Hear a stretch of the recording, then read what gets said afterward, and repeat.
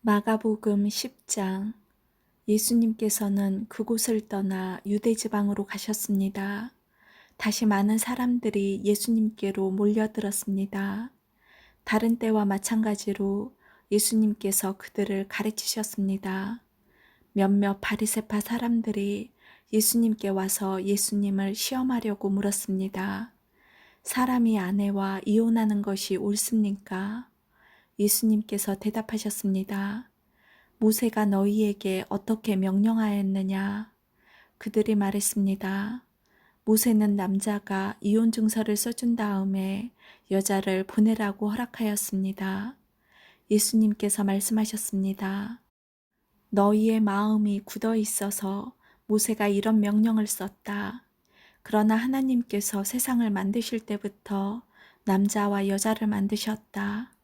그러므로 남자가 자기 아버지와 어머니를 떠나 아내와 더불어 둘이 한 몸이 될 것이다. 따라서 더 이상 둘이 아니라 한 몸이다. 그러므로 하나님께서 하나로 만드신 것을 사람이 가르지 마라. 제자들이 집에서 예수님께 이혼에 대해 다시 물었습니다. 예수님께서 대답하셨습니다. 자기 아내를 버리고 다른 여자와 결혼하는 사람은 간음죄를 짓는 것이다. 자기의 남편을 버리고 다른 남자와 결혼하는 여자 또한 간음죄를 짓는 것이다. 사람들이 자기의 아이들을 데리고 예수님께 와서 어루만져 주기를 원했습니다. 그러나 제자들이 이들을 꾸짖었습니다. 예수님께서 이것을 보시고 노하시며 제자들에게 말씀하셨습니다. 어린이들이 내게로 오게 놔두어라. 그들을 막지 마라. 하나님 나라는 이런 어린아이와 같은 사람들의 것이다. 내가 너희에게 진정으로 말한다. 어린이처럼 하나님 나라를 받아들이지 않는 사람은 결코 그곳에 들어가지 못할 것이다. 그리고 예수님께서 어린이들을 팔에 안으시고 손을 얹어 축복하셨습니다. 예수님께서 길을 떠나시려고 할 때 한 사람이 달려와서 예수님 앞에 무릎을 꿇었습니다. 그리고 여쭈었습니다. 선하신 선생님, 영원한 생명을 상속받으려면 무엇을 해야 합니까? 예수님께서 대답하셨습니다. 왜 나를 선하다고 하느냐? 오직 하나님 외에는 아무도 선하지 않다. 내가 계명을 안다. 살인하지 마라, 간음하지 마라, 도둑질하지 마라, 거짓 증거를 대지 마라, 속이지 마라, 내 부모를 공경하여라. 그 사람이 말했습니다. 선생님, 저는 어려서부터 이 모든 계명들을 다 지켰습니다. 예수님께서 그 사람을 보시고 사랑스럽게 여기셨습니다. 그리고 말씀하셨습니다. 내게 부족한 것 하나가 있다. 가서 내가 가진 것을 모두 팔아 가난한 사람들에게 주어라. 그러면 하늘에서 보화가 있을 것이다. 그리고 와서 나를 따라라. 이 말씀을 듣고 그 사람은 매우 슬퍼하며 떠나갔습니다. 그것은 그 사람이 많은 재물을 가지고 있었기 때문입니다. 예수님께서 제자들을 보시며 말씀하셨습니다. 부유한 사람이 하나님 나라에 들어가는 것이 얼마나 어려운가. 제자들은 예수님의 말씀에 놀랐습니다. 예수님께서 다시 말씀하셨습니다. 얘들아, 하나님 나라에 들어가는 것이 얼마나 어려운지 부자가 하나님 나라에 들어가는 것보다 낙타가 바늘길을 지나가는 것이 더 쉬울 것이다. 제자들은 더욱더 놀라며 서로 말하였습니다. 그러면 과연 누가 구원을 받을 수 있을까? 예수님께서 제자들을 바라보시며 말씀하셨습니다.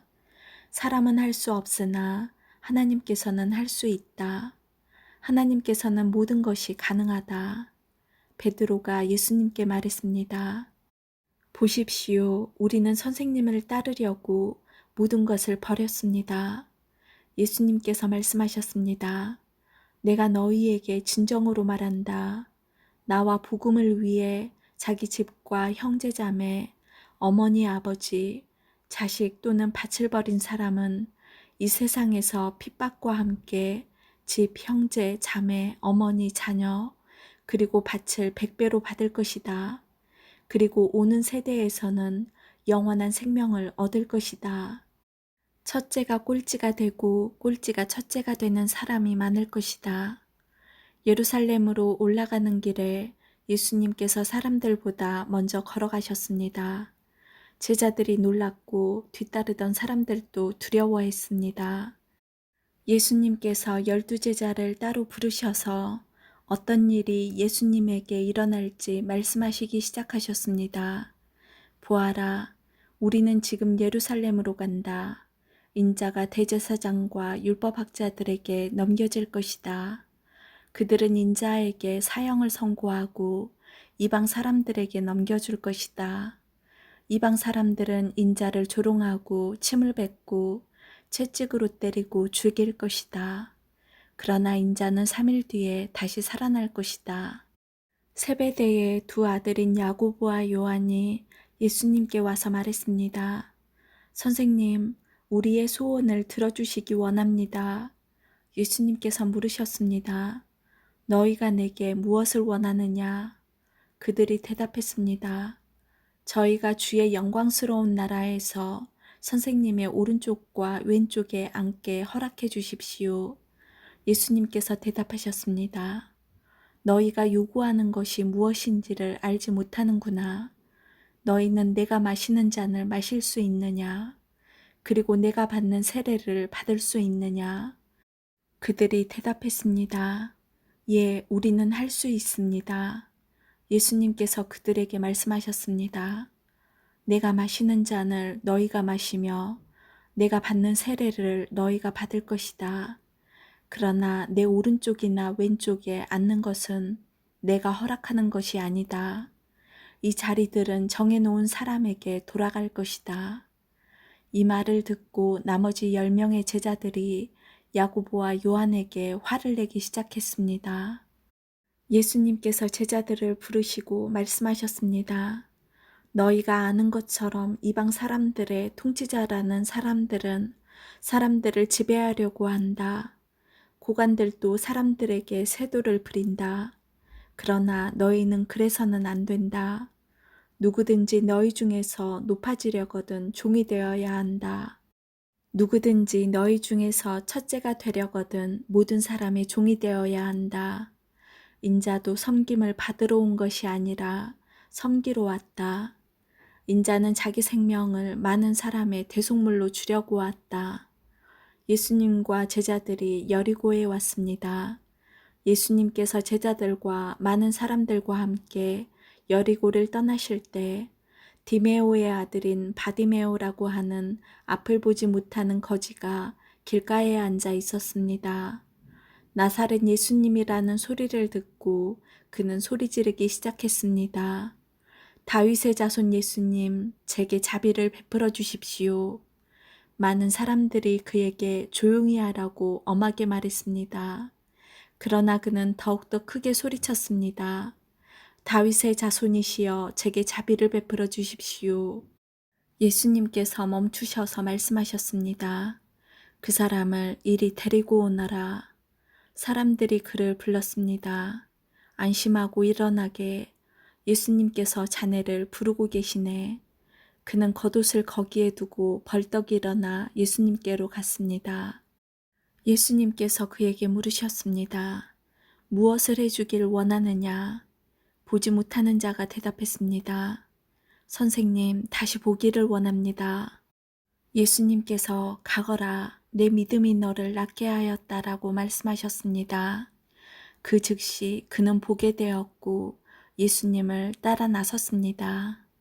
11장 예수님과 제자들이 예루살렘 근처 곧 올리브산 가까이에 있는 벳바게와 베다니 마을에 이르렀습니다. 그곳에서 예수님은 두 제자를 보내셨습니다. 예수님께서 그들에게 말씀하셨습니다. 건너편 마을로 가거라. 거기에 가면 지금까지 아무도 탄 적 없는 나귀 새끼 한 마리가 매여 있는 것을 볼 것이다. 그것을 풀어서 이리로 가지고 오너라. 누가 너희에게 왜 이러십니까? 라고 물으면 이렇게 말하여라. 주님께서 필요하시답니다. 곧 이리로 돌려보내실 것입니다. 제자들이 마을로 들어가서 길 쪽으로 있는 문에 묶여있는 나귀 새끼를 발견하였습니다. 제자들이 나귀를 풀었습니다. 서 있던 사람이 제자들에게 물었습니다. 나귀를 풀다니 무엇을 하려는 것이요? 제자들이 예수님께서 알려주신 대로 대답했습니다. 그러자 허락해 주었습니다. 제자들이 예수님께 나귀 새끼를 끌고 왔습니다. 그들이 겉옷을 나귀 위에 얹었고 예수님께서 거기에 앉으셨습니다. 많은 사람들이 자기들의 겉옷을 펴서 길 위에 펼쳤습니다. 어떤 사람들은 들에서 꺾은 나뭇가지를 펼쳤습니다. 예수님 앞에서 걸어가던 사람들과 뒤에서 따라가던 사람들이 소리쳤습니다. 호산나, 주님의 이름으로 오시는 이가 복이 있다. 다가오는 우리 조상 다윗의 나라가 복이 있다. 가장 높은 곳에서 호산나. 예수님께서 예루살렘에 가셔서 성전으로 들어가셨습니다. 그리고 모든 것을 둘러보신 후 날이 이미 저물었기 때문에 12 제자들과 함께 베다니로 돌아가셨습니다. 이튿날 예수님과 제자들이 베다니에서 출발하여 오는 길에 예수님께서 배고픔을 느끼셨습니다. 멀리서 잎이 무성한 무화과 나무를 보시고 거기에서 열매를 얻으려고 다가가셨습니다. 그러나 무화과는 없고 잎사귀만 무성할 뿐이었습니다. 그것은 아직 무화과가 열릴 때가 아니었기 때문입니다. 예수님께서 나무에게 말씀하셨습니다. 다시는 아무도 내 열매를 먹지 못할 것이다. 제자들이 이 말씀을 들었습니다. 예수님과 제자들이 예루살렘에 왔습니다. 예수님께서 성전에 들어가셔서 성전에서 사고 파는 사람들을 내쫓으셨습니다. 그리고 돈 바꾸어 주는 사람들의 책상과 비둘기 파는 사람들의 자리를 뒤엎으셨습니다. 예수님께서 그 누구도 물건을 가지고 성전의 뜰을 가로질러 가지 못하게 하셨습니다. 그리고 사람들을 가르치셨습니다. 성경에 이렇게 쓰여 있다. 나의 집은 모든 민족에 기도하는 집이라고 불릴 것이다. 그런데 너희는 강도의 소굴로 바꾸었구나. 대제사장들과 율법학자들이 이 소식을 들었습니다. 그들은 예수님을 죽일 방법을 찾기 시작했습니다. 그것은 사람들이 예수님의 가르침에 놀라워하므로 그들이 예수님을 두려워했기 때문입니다. 밤이 되자 예수님과 제자들은 성을 떠났습니다. 아침에 지나가다가 제자들이 무화과 나무가 뿌리부터 말라버린 것을 보았습니다. 베드로가 생각이 나서 예수님께 말했습니다. 선생님 보세요. 저주하셨던 무화과 나무가 말라 죽어 있습니다. 예수님께서 대답하셨습니다. 하나님을 믿어라. 내가 너희에게 진정으로 말한다. 누구든지 이 산을 향하여 뽑혀서 바다에 던져져라 하고 말하고 마음속에 아무 의심 없이 말한 대로 될 줄 믿으면 그대로 이루어질 것이다. 그러므로 내가 너희에게 말한다. 너희가 기도하고 구한 모든 것은 받은 줄로 믿어라. 그러면 이루어질 것이다. 너희가 서서 기도할 때 다른 사람과 원수된 일이 있으면 그를 용서하여라. 그래야 하늘에 계신 너희 아버지께서도 너희의 죄를 용서하실 것이다. 예수님과 제자들이 다시 예루살렘으로 갔습니다. 예수님께서 성전에서 거니실 때 대제사장들과 율법학자들과 장로들이 예수님께 왔습니다. 그들이 예수님께 말했습니다. 당신이 무슨 권한으로 이런 일을 하는 것이요? 누가 당신에게 이런 권한을 주었소? 예수님께서 이들에게 대답하셨습니다. 내가 한 가지를 너희에게 묻겠다. 만일 나에게 대답하면 내가 무슨 권한으로 이런 일을 하는지 말해주겠다. 요한의 세례가 하늘로부터 온 것이냐? 아니면 사람에게서 온 것이냐? 대답해 보아라. 그들이 자기들끼리 의논하였습니다. 만일 우리가 하늘로부터 왔다고 하면 그가 어째서 너희는 요한을 믿지 않았느냐 하고 말할 것이다. 그렇다고 사람에게서 왔다고 할 수도 없지 않은가? 이들은 백성들을 두려워했습니다. 그것은 모든 사람들이 진정으로 요한을 예언자로 생각하고 있었기 때문입니다. 그래서 예수님께 우리는 모르오 하고 대답했습니다. 예수님께서도 그러면 나도 너희에게 내가 무슨 권한으로 이런 일을 하는지 말하지 않겠다라고 말씀하셨습니다. 12장 예수님께서는 비유로 사람들에게 말씀하기 시작하셨습니다. 어떤 사람이 포도밭을 가꾸었다. 그리고 주위에 담장을 치고 포도즙을 짤 구덩이를 파고 망대를 세웠다. 그리고 포도밭을 농부들에게 빌려주고 여행을 떠났다. 때가 되자 주인은 농부들에게 종을 보내어 포도밭에서 난 자기 몫의 수확물을 가져오게 했다.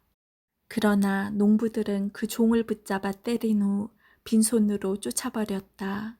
다시 주인은 다른 종을 그들에게 보냈다. 그러자 그들은 그의 머리를 때리고 깔보고 업신여겼다. 다시 주인은 다른 종을 보냈다. 그러자 그들은 그 하인을 죽였다. 다른 많은 종들을 보냈지만 농부들은 때리기도 하고 죽이기도 하였다. 주인에게는 한 사람이 더 있었는데 바로 그의 사랑하는 아들이었다. 결국 주인은 아들을 농부들에게 보내면서 말했다. 농부들이 내 아들은 존중할 것이다. 그러나 농부들은 서로 말했다. 이 사람은 주인의 상속자이다. 어서 그를 죽이자. 그러면 유산이 우리의 것이 될 것이다. 농부들은 아들을 잡아다 죽인 후 포도밭 밖으로 던져버렸다. 포도밭의 주인이 이제 어떻게 하겠느냐. 그는 포도밭에 가서 농부들을 다 죽이고 포도밭을 다른 농부들에게 주었다. 이런 성경 말씀을 읽어보지 못했느냐. 건축자들이 버린 돌이 집 모퉁이의 머릿돌이 되었다. 이는 주님께서 하신 일이다. 이것이 우리 눈에 놀랍지 않은가. 그들은 이 비유가 자기들을 빗대어 하신 것임을 알고 예수님을 체포하길 원했습니다. 그러나 백성들을 두려워하여 예수님을 두고 떠나가 버렸습니다. 그들은 예수님의 말씀에서 트집을 잡으려고 바리새파 사람과 헤롯 당원 몇 명을 예수님께 보냈습니다. 그들이 와서 말했습니다. 선생님, 우리는 선생님께서 진실한 분이시며 아무에게도 얼매이지 않으신다고 알고 있습니다. 선생님께서는 아무도 부당하게 대하지 않으시고 하나님의 길을 진리로 가르치십니다. 가이사에게 세금을 내는 것이 옳습니까? 내지 않는 것이 옳습니까? 세금을 내야 합니까? 내지 말아야 합니까? 예수님께서는 이 사람들의 속셈을 아시고 말씀하셨습니다. 어째서 나를 시험하느냐? 데나리온 한 개를 가져와서 나에게 보여라. 그들이 은전 한 개를 가져왔습니다. 예수님께서 물으셨습니다. 이것은 누구의 얼굴이며 누구라고 쓰여 있느냐? 그들이 대답했습니다. 가이사입니다. 예수님께서 그들에게 말씀하셨습니다. 가이사의 것은 가이사에게 주어라. 그리고 하나님의 것은 하나님께 바쳐라. 그들은 예수님의 말씀에 놀랐습니다. 부활이 없다고 주장하는 사두개파 사람 몇 명이 예수님께 왔습니다. 그리고 예수님께 질문을 했습니다. 선생님, 모세는 형이 자식이 없이 아내만 남겨두고 죽으면 동생이 그 형수와 결혼하고 형을 위하여 자식을 낳아주어라 하고 기록했습니다. 7 형제가 있었는데 맏형이 결혼하고 자식이 없이 죽었습니다. 그래서 둘째가 형수와 결혼을 했는데 역시 자식이 없이 죽었습니다. 셋째도 마찬가지였습니다. 7 형제 모두가 자식을 남기지 못했습니다. 나중에 여자도 죽었습니다. 그러면 다시 살아날 때 그 여자는 그들 중에 누구의 아내가 되겠습니까? 7 형제가 모두 그를 아내로 맞이했으니 말입니다.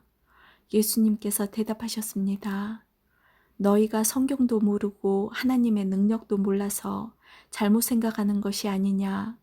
사람들이 죽은 사람들 중에서 다시 살아날 때에는 장가도 가지 않고 시집도 가지 않는다.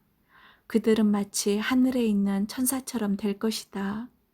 죽은 사람이 다시 살아나는 것에 대해서는 모세의 책에 기록된 떨기나무 대목에서 하나님께서 모세에게 어떻게 말씀하셨는지를 읽어보지 못했느냐. 하나님께서 모세에게 나는 아브라함의 하나님, 이삭의 하나님, 그리고 야곱의 하나님이다라고 말씀하시지 않았느냐. 하나님께서는 죽은 사람들의 하나님이 아니라 살아있는 사람들의 하나님이다. 너희가 크게 잘못 생각하고 있다.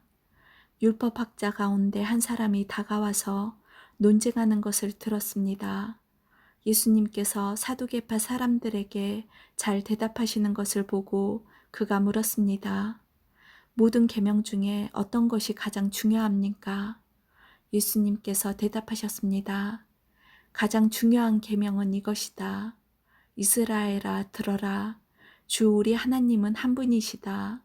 내 모든 마음과 모든 영혼과 모든 뜻과 모든 힘을 다하여 주 너희 하나님을 사랑하여라. 두 번째로 중요한 계명은 이것이다. 내 이웃을 내 몸같이 사랑하여라. 이 계명들보다 더 중요한 계명은 없다. 율법학자가 예수님께 말했습니다. 옳습니다, 선생님. 하나님께서는 한 분이시고 그 외에는 다른 신이 없습니다.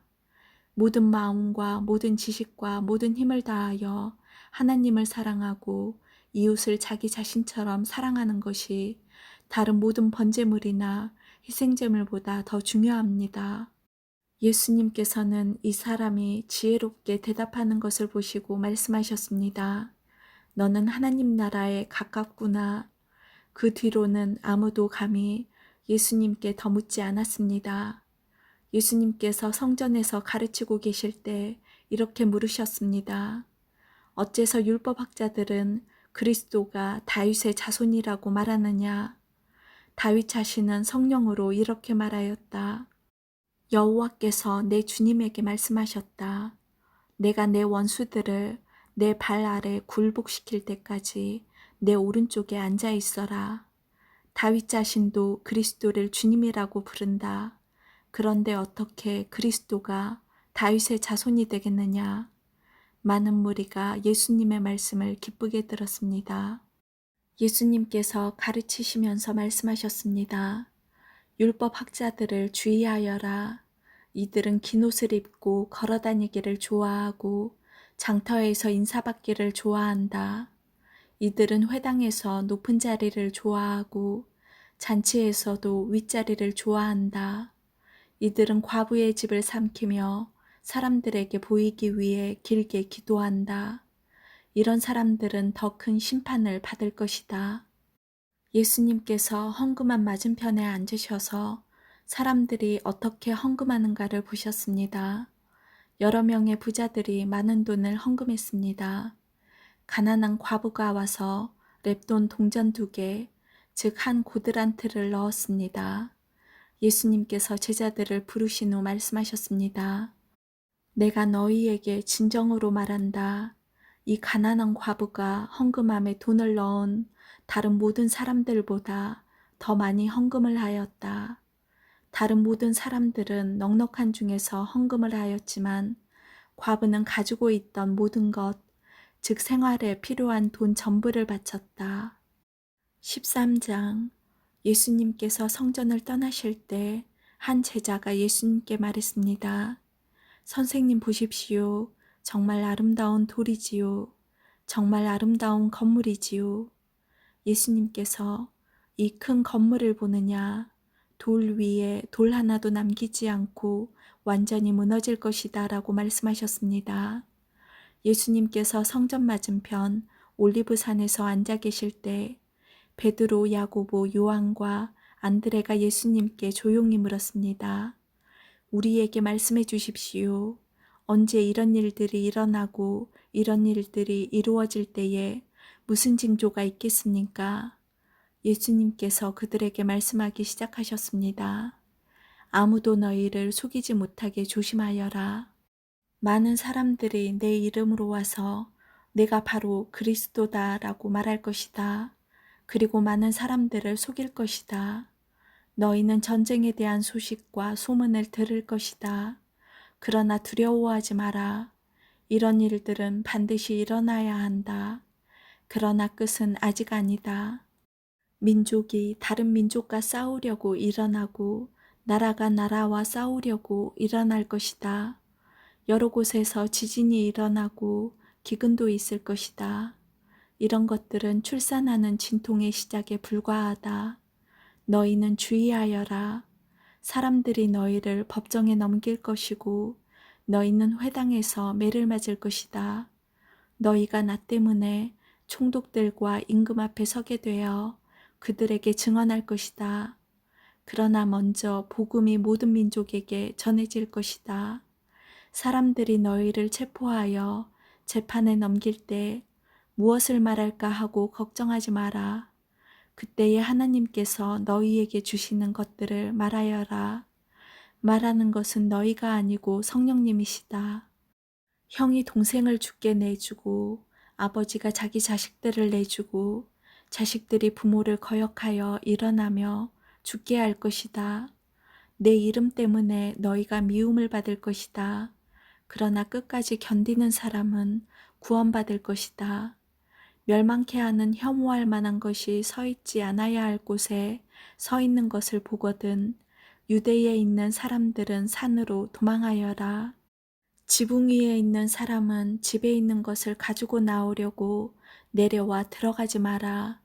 밭에 있는 사람은 옷을 가지려고 돌아서지 마라. 그때에는 임신한 여자들이나 아이에게 젖을 먹이는 여자들에게 화가 있다.